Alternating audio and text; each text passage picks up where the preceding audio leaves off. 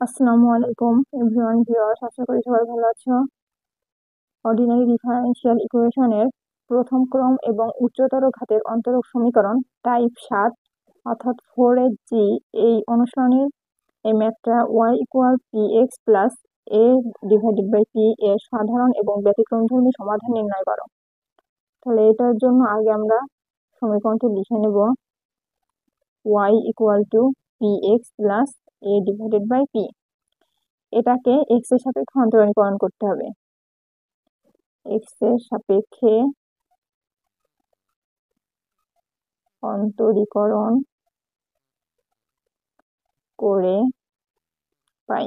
তাহলে dy/dx equal এখানে ddx p(x) plus ddx a/p বা dy/dx এটা রেখে দিলাম। এটা হচ্ছে ইউভি এর সূত্র।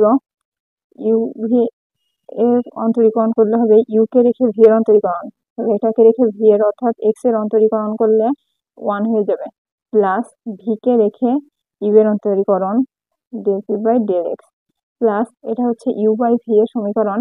ইউ বাই ভি এর সূত্র হচ্ছে u/v ইকুয়াল ভি স্কোয়ার, আর উপরে আছে হচ্ছে ভি কে রেখে ইউ এর অন্তরীকরণ মাইনাস ইউ কে রেখে ভি এর অন্তরীকরণ।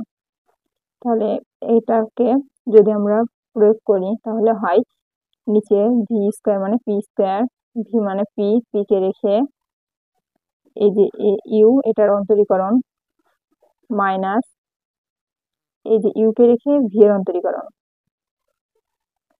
এখন এইটুকুর মান হচ্ছে 0, তাহলে 0-র সাথে এটা গুণ করলে 0ই হয়ে যায়, আর এখানে থেকে তাহলে মাইনাস এ del p/del x, আর নিচে ছিল পি স্কোয়ার।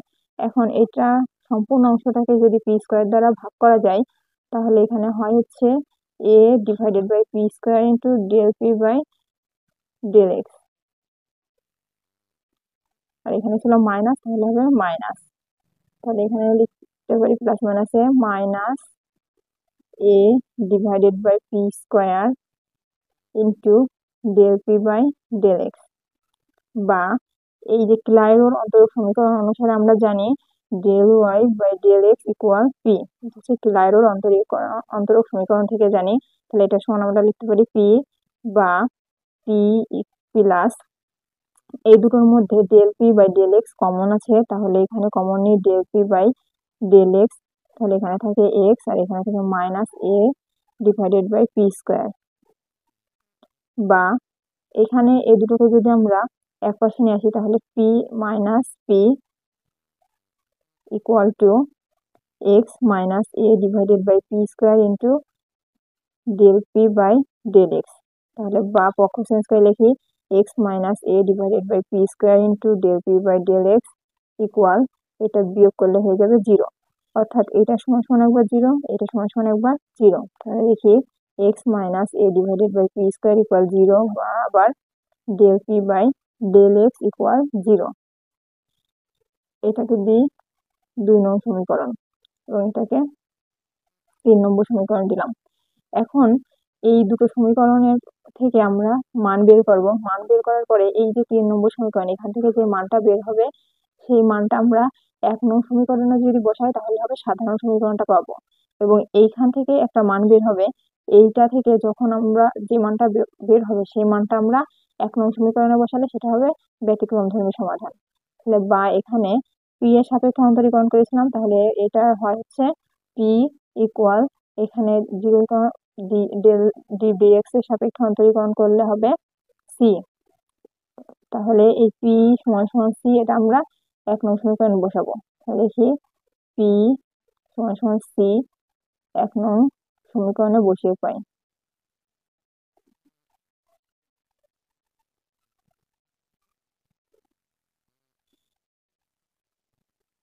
তাহলে 1 নং সমীকরণ ছিল এই যে এটা ছিল সমীকরণটা y equal to p x plus a p a/p, এটা ছিল এই যে 1 নং সমীকরণ। তাহলে এখানে আমরা এই পি এর পরিবর্তে বসাবো হচ্ছে সি। তাহলে লিখি যে y ইকুয়াল টু পি এর পরিবর্তে বসাবো c x plus a divided by p এর পরিবর্তে সি। তাহলে সুতরাং ইহাই নির্ণেয় সাধারণ সমাধান।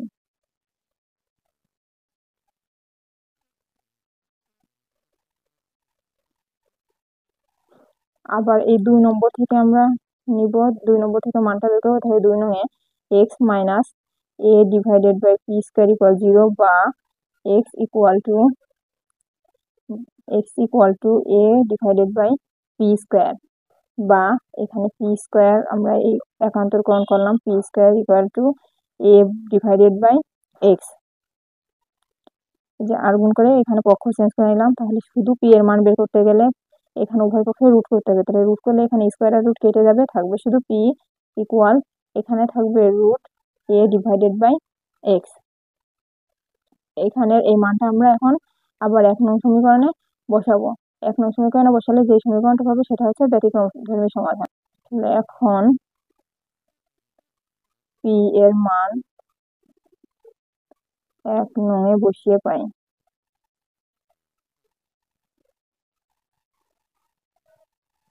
তাহলে পি এর পরিবর্তে এখানে লিখবো রুট এ বাই এক্স। তাহলে লিখি y equal root a by root x, আলাদা আলাদা করে লিখি, ইন্টু এখানে ছিল x plus a divided by root a divided by root x. তাহলে এটুকু করে আবার সমাধান করতে হবে। দুইটা পূর্ণাঙ্গ, একটা এক্স হচ্ছে দুটা পূর্ণাঙ্গ রুট নিয়ে রুট এক্স আর রুট এক্স মিলে একটা পূর্ণাঙ্গ এক্স হয়। এখানে ছিল root a divided by root x, তাহলে একটা একটা কেটে গেল, এখানে আছে রুট এ আর রুট এক্স, এখানে আছে প্লাস এ ডিভাইডেড বাই, তাহলে এটাকে আমরা ভেঙে দুটো রুট এ লিখতে পারি, ডিভাইডেড বাই এখানে ছিল হচ্ছে এ বাই রুট এক্স। তাহলে এটাকে যদি আমরা এখানে ভাগ অবস্থায় গুণ করতে চাই, তাহলে এই যে নিচের অংশটা অর্থাৎ হরটা উপরে আসবে রুট এক্স এবং লবটা অর্থাৎ রুট এটা নিচে যাবে। তাহলে এই রুটে কেটে গেল, এখানে আছে তাহলে রুটে রুট এক্স। তাহলে এটাকে আমরা একবার লিখতে পারি root over a x plus এখানে লিখতে হবে রুট ওভার এ এক্স। তাহলে এই দুটো যোগ করলে হবে 2 রুট ওভার এ এক্স।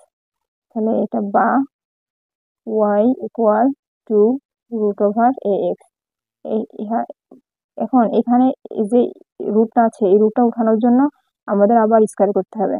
তাহলে ওয়াই স্কোয়ার ইকুয়াল টু এইটুকু পুরো স্কোয়ার করলে হবে 2 2 4, আর এই যে স্কোয়ার করার জন্য রুটটা উঠে যাবে, এখানে থাকবে শুধু এ আর এক্স। তাহলে ওয়াই স্কোয়ার ইকুয়াল 4ax, ইহাই ব্যতিক্রমধর্মী সমাধান।